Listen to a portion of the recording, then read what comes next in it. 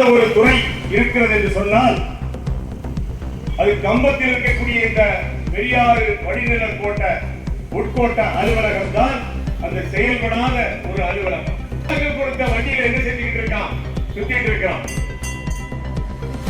கேட்டா எங்களுக்கு அதிகாரம் இருக்கிறது, நாங்கள் பெரிய பதவியிலே இருக்கிறோம், எங்களை கேட்க முடியாது.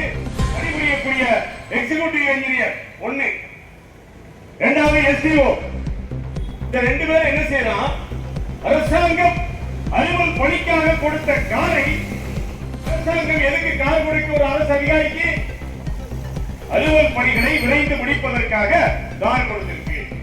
அந்த காரை நீ எங்க பயன்படுத்தணும், அலுவல் பணிக்கு பயன்படுத்த வேண்டும். அதுதான் விதி.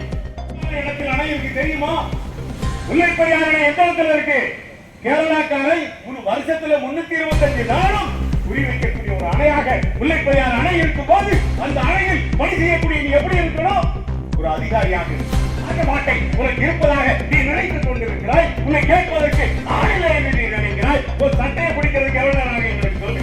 கம்பத்தில் இருக்கக்கூடிய விவசாயிகள் தெரிஞ்சுக்கோங்க, ஜூன் 1ஆம் தேதியிலிருந்து டிசம்பர் 31ஆம் தேதி வரைக்கும் என்ன செய்யக்கூடாது, அணையில 4 ஏரி எப்போது இருக்கணும், ஒரு எஸ்டிஓ இருக்கணும் அணையில.